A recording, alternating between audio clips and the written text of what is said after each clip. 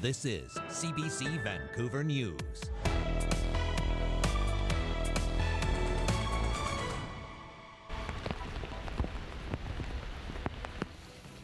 A wet and windy weekend. Heavy rain wallops much of BC's coast and Vancouver Island. She was just loving to everybody she met. A family in mourning. A Victoria teen has died, her family says, after taking toxic drugs that also caused 5 other youths to overdose.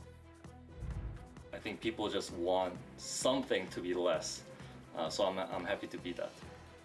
And discounted dental costs. An Alberta dentist opens up a clinic in BC aimed at offering cheaper dental care. Good evening, I'm Michelle Eliot. Thank you for joining us. An atmospheric river soaked BC's coast and Vancouver Island today, prompting rainfall warnings and strong windy conditions. Tofino saw more than 130 millimeters of rain, turning this river crashing after months of drought and low water. Fortunately, no reports of serious damage.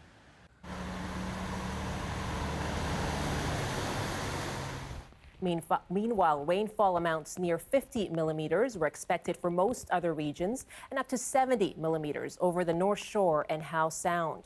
Environment Canada warning localized flooding is possible in low-lying areas. Heavy rain will start to ease, but rain is expected overnight into tomorrow morning. Now, the rain comes after prolonged drought conditions in BC, and experts say those severe weather patterns are becoming more common. Increasingly in the last few years, this is becoming normal, and it's not good for us. It's not good for ecosystems, and we really it's important that we say it like it is, right? Climate change is contributing to us having many more of these kinds of double hits that are dangerous. Chan says with the heavy rain, water levels in streams will be high, but lakes are still lower than normal, and it will take months of rain to replenish reservoirs. Meanwhile, the wet and cold weather is bringing new concern for people experiencing homelessness. CBC's Janella Hamilton has this story. We're very concerned about the nights leading into this winter when it's not cold enough for the weather-activated shelters, how many people we're going to have to turn away that won't have anywhere else to go. The Union Gospel Mission says its 92-bed shelter has been full for the last 10 months. And with the wetter, colder weather, the organization is struggling to meet the growing demand. From the beginning of 2022 until now, we've actually had to turn away close to 2,000 people. We're looking at having to turn away close to 20 people a night if we don't see more shelter spaces open. Advocates say the number of people who are unhoused is increasing due to the pandemic and rise in living costs. And in Vancouver, several fires at SROs are contributing to an endless cycle of displacement. We know that there's more and more people living in community, more and more people living in encampments. And with more people living outdoors during the extreme weather comes a greater risk of danger. Just this past weekend in Kelowna, 3 different fires broke out at 3 different homeless encampments. So those fires in Kelowna are actually the exact example of the types of things that folks will do when there isn't somewhere for them that's safe and warm to go inside. In 2021, a woman in North Van had been sleeping in a tent, and it was a really cold night, and she lit a candle or a heater to try to stay warm, and her tent caught on fire, and unfortunately she lost her life. In an effort to address the increased need, many communities across BC have set up extreme weather response shelters. These aren't ideal locations to be delivering homelessness services. Typically they don't have laundry facilities. They don't have anything they may have minimal cooking facilities, so we're bringing food in. So really it's trying to maximize just anywhere where someone can stay dry. BC Housing says it's funding nearly 1,500 shelter spaces in Vancouver this winter. Mucci says shelters are short-term solutions to BC's growing affordability crisis, and more social housing is needed, as well as donations to help keep people warm. That survival gear could be the difference between life and death. Janella Hamilton, CBC News, Vancouver. Friends and family are mourning the loss of a Victoria teen who died this week after taking toxic drugs that also caused at least 5 other youths to overdose. According to her family, 18-year-old Kylie Walker died after consuming drugs with friends on Thursday night. The BC Coroner Service has confirmed 1 fatality from the incident. The other teens are in recovery, but their condition is not known. Kylie's family says her death leaves a big hole in their lives. She had so many friends, so many people that cared about her. She loved animals. She wanted to grow up to be a vet. She was doing her grade 12 correspondence to graduate. She was just loving to everybody she met. Kylie had been 18 months sober and was in a treatment program. Her family is trying to raise awareness about how BC's toxic drug crisis is affecting youth. A GoFundMe page has been set up to help with funeral costs. Police are investigating a series of stabbing attacks that happened early this morning. According to police, 3 men were stabbed near Oak Street and West Broadway around 1:30 a.m. And less than an hour later, 2 men were stabbed on Granville Street during an altercation between 2 groups of people. 4 of the 5 victims were hospitalized with serious injuries. VPD officials say that Halloween weekend is one of the busiest times of year for incidents such as these. The suspects fled after the incident and have not been identified. Richmond RCMP are looking for a man suspected of sexual assault. On Sunday morning, a woman reported the incident near the 7600 block of Abercrombie Drive.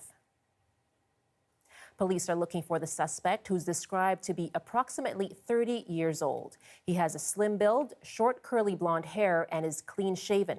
The man was last seen wearing a black half-zipper jacket and black pants. With inflation driving up everyday costs for people, an Alberta dentist has come to BC to open up a clinic, and one that is offering discounted services to ease some of the pressure. Yasmin Gandam has more on what's driving him to charge 15% under what's stipulated in the BC Dental Fee Guide.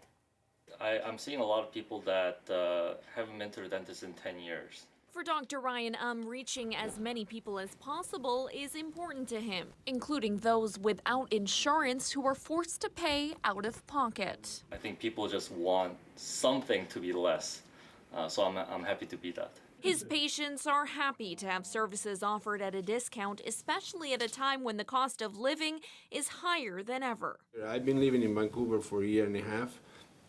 I don't have medical insurance. I'm paying from my own pocket, so it's important, to have an idea how much you're going to pay. This 15% off helped me save so I can afford to put that money into other things instead of worrying if I'm going to be able to afford anything else now after just paying to get my teeth pulled out. Dr. is pushing for public health care to be extended to include dental care as well. See, I believe that dental care, your mouth is part of the body, so it's part of healthcare. In an ideal world, we would have universal dental care. The Canadian Life and Health Insurance Association agrees, saying failing to deal with dental issues can result in serious infections. There are a lot of Canadians who don't have access to proper dental care coverage at all. And in fact, about a third of Canadians report that they don't have any dental coverage. Bill C-31 includes a new dental care benefit and has passed the final reading this week, heading to the Senate before Canadians can apply. It's going to benefit about 500,000 kids under the age of 12 right away. And then the program is going to be expanded over the next couple of years. And pretty soon, Canadians will be able to apply if they qualify for roughly about $1,300 in dental care coverage over the next 2 years. For now, clinics like Dr. help ease some of the burden. Yasmin Gandam, CBC News, Vancouver.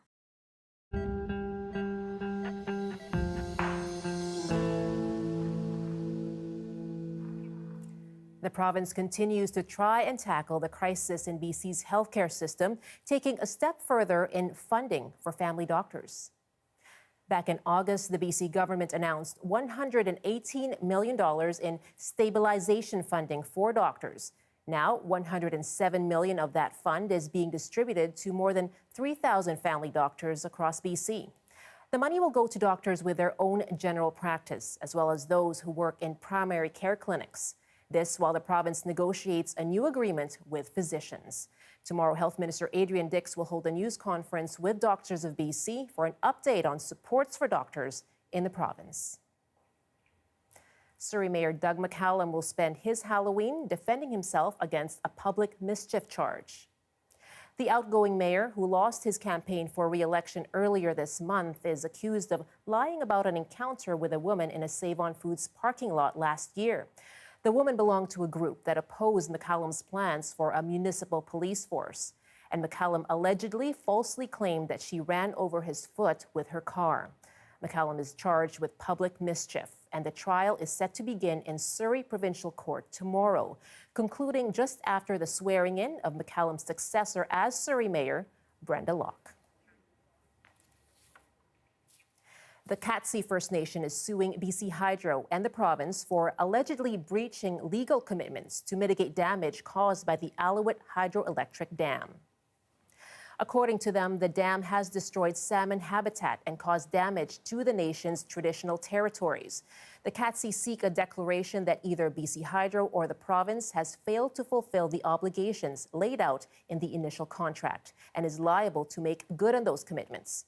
If that order isn't granted, the Katzie are calling for general, aggravated, and punitive damages or a share of the revenue generated by power stations on the Alouette River. A pesky weed is causing major issues for BC's bat population. Burdock is a noxious weed that is covered with hooked burrs, and it often traps small animals like bats. The problem here is that burdock is at risk of hurting many things, including bats. And we're conscious about our bats because our populations are declining and we're wanting to really make sure to protect them. So we want people to get rid of burdock. It's an easy plant to get rid of. You can identify it very easily and you can take easy action on it. You dig it out, you dispose of it responsibly. While there are 15 species of bats in BC, their populations are declining due to habitat loss. According to the Invasive Council of BC, bats are the unsung heroes of insect control, as the small mammals are able to consume their weight in insects each night.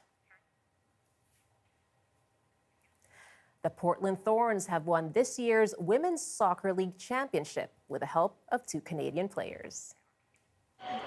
The 2022 championship trophy to captain Christine Sinclair. Burnaby's own team captain Christine Sinclair now has 3 NWSL championships under her belt. Fellow Canadian Janine Becky plays as a forward and came on in the 63rd minute of the game.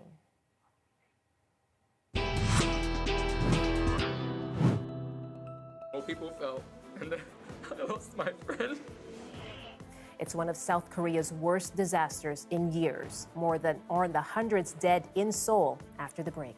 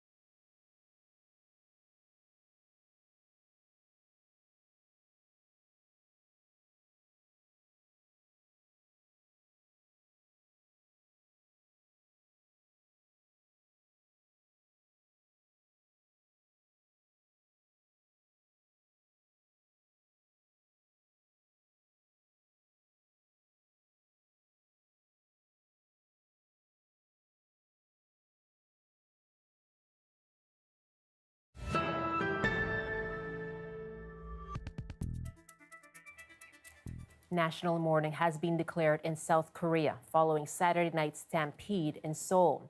It's one of South Korea's worst disasters in years. At least 153 people are dead.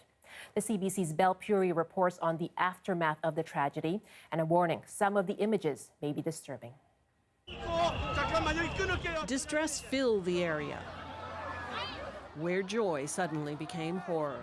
Oh my God, oh my God. In Seoul's nightlife district, Halloween is one of the busiest times of the year. An estimated 100,000 people had gathered to party when suddenly the crowd surged into an alley. It's not clear why. And I had to turn around and I told the crowd, you can't come this way. People are dying.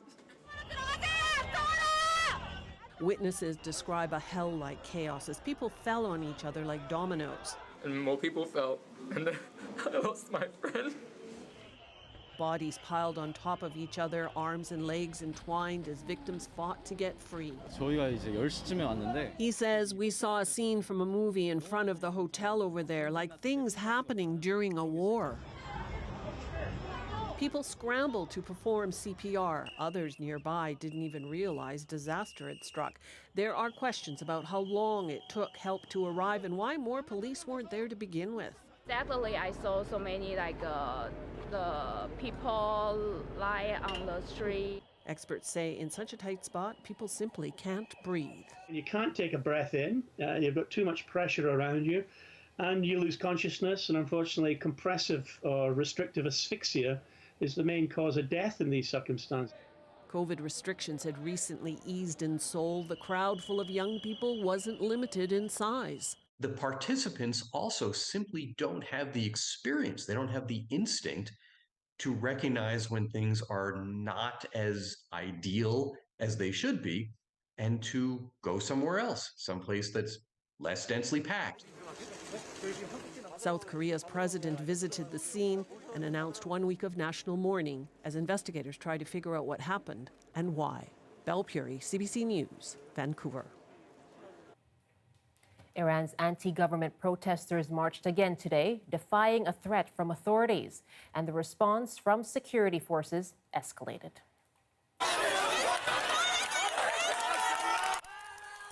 There were confrontations at universities across the country. Protesters faced tear gas, police clubs, and gunfire. The Revolutionary Guards had declared Saturday would be the protest's last day. Officials are signaling compromise on the dress rules that helped ignite the uprising. But after 6 weeks of marches, 14,000 arrests, and 300 deaths, the protests now seem focused on the government itself. Russia faced international criticism today over its decision to withdraw from the agreement guaranteeing grain shipments from Ukraine. Analysts expect wheat prices to jump. And in Black Sea ports today, cargo ships remained anchored. The CBC's Dominic Velitis reports on why leaders think this could worsen the global food crisis.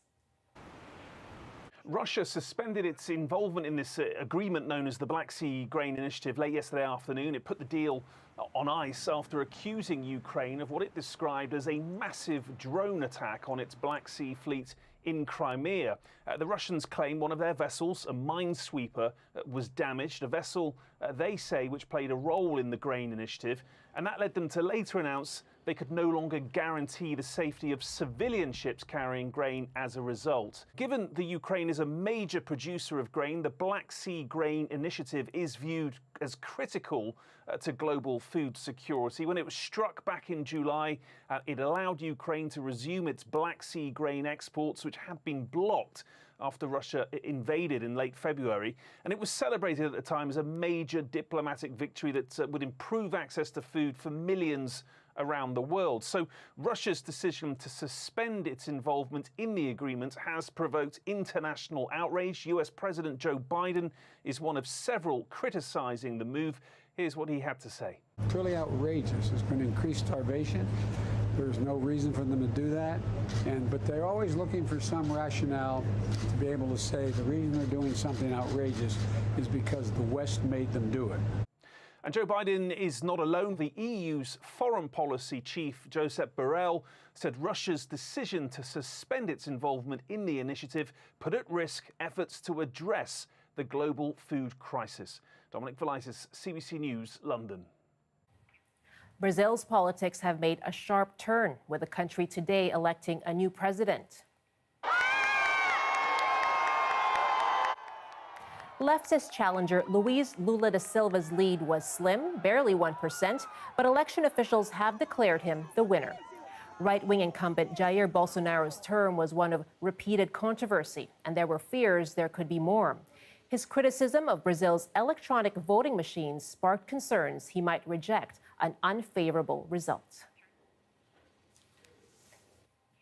More than 80 people are dead after the collapse of a footbridge in western India. The 19th century structure had just undergone 6 months of repairs. The CBC's David Common has a story. Even shrouded in darkness, the horror is clear. These are the remains of a more than century-old suspension bridge. Before its collapse, it was popular in the western state of Gujarat with families and tourists. But in the hours before the disaster, Diwali holiday crowds surged, some intentionally shaking the structure, prompting questions about whether this may have weakened it. You can see people trying to run around on the bridge. There are reports hundreds of people were on or near the bridge when it came down. Some were able to cling to the wires and struggle back up. Others were lost to the water below. Listen, bring everything, this exhausted man calls out. Rescuers responded with inner tubes and ropes. As local hospitals filled, newscasts zeroed in on how this could happen. What a horrifying tragedy here. A lot of concerns whether there were all the procedures were followed, whether there has been any negligence. The local government says the bridge only just reopened 4 days ago after repairs, though it says it wasn't notified, so no safety inspection was completed. It also comes at a sensitive time in Indian politics. The Prime Minister, Narendra Modi, is from Gujarat, expressing today his deep sadness over the tragedy. Modi was already visiting the state when the bridge collapsed, his party campaigning to keep hold of power here. This disaster has already prompted sorrow and agony. Anger could be next. David Common, CBC News, Toronto.